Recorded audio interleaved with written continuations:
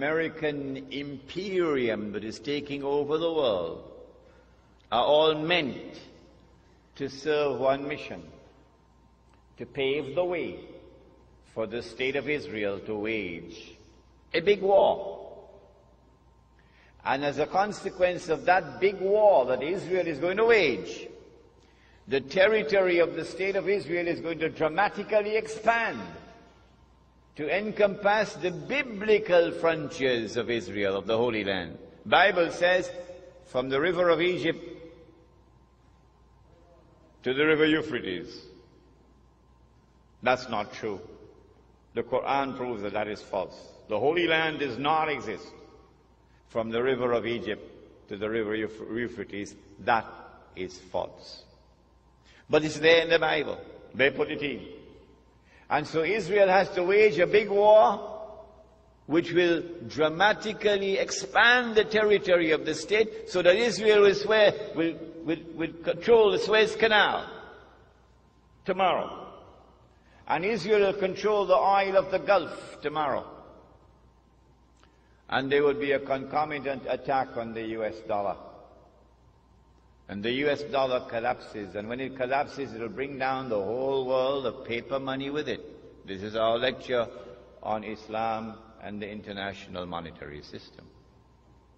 When Israel wages that big war, I expect that Israel will unleash weapons of warfare we've never seen before. And at the end of it, Israel will take over from the United States as the new ruling state in the world. But Israel cannot wage that war while still there are any significant obstacles in the way. And now put on your thinking caps. Which is the most significant obstacle which still stands in the way of Israel waging her big war? Is it a man named Osama bin Laden and his men hiding in caves in Afghanistan? Is it that blue-eyed stooge of the Yankee, a man named Saddam Hussein? Are they significant obstacles in the path of Israel? Is it Taliban in Afghanistan? Wake up.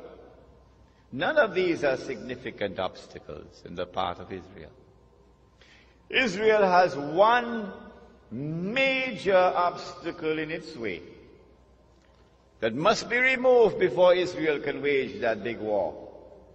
And it is Pakistan's nuclear weapons capacity.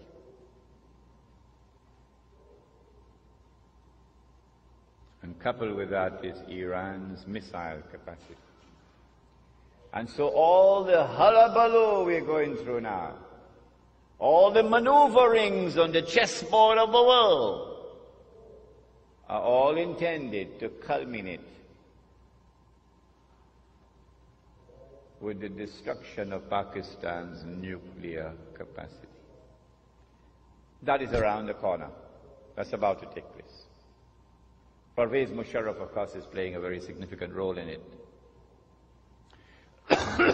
I expect that Israel will be able to wage a big war probably within the next 5 to 10 years. But Allah knows best.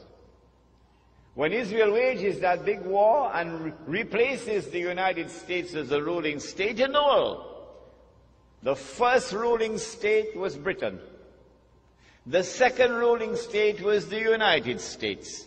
The third and the last would be this imposter, the state of Israel.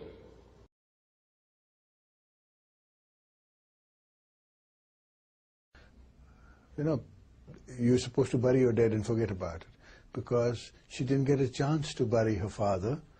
That pain she always carried, but then she converted that pain into strength. This is something I learned after I lost her. I didn't know there was a strength in pain. I had no idea that you could use the pain, the force of pain, and convert it into an energy to fight. And you must miss her every day. Every moment, every second. Day gone so far? It's going great. The meetings are very informative and helpful, and a lot of good people sharing appreciation for America. How are you? So nice to meet you. I'm honored to meet you. Thank you. You are so nice. Thank you. Now I know why the America is doing without you. Shake hand, please. Excuse me, shake hand, please. This is something I might have. Okay, guys, thank you. Okay, guys, a couple more. Thank you very much. Thank you, guys. If everybody please head out this way. Peter, if you want to walk to your right, please. Thank you. Thanks, guys. Please, thank you.